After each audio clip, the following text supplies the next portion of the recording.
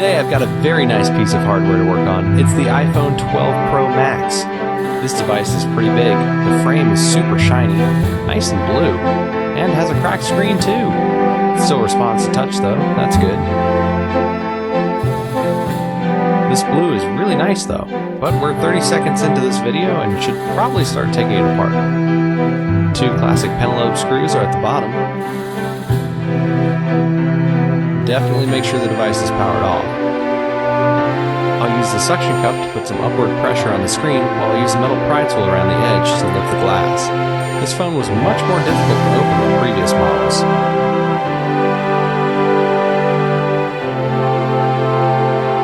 This one opens just like a book, with a single ribbon flex for both the OLED and digitizer panel.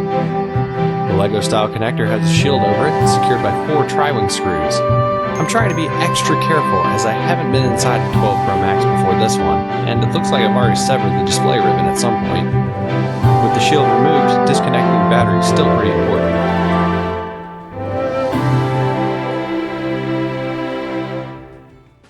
Then I'll unlatch the display connection. The proximity and ear speaker are on a single super short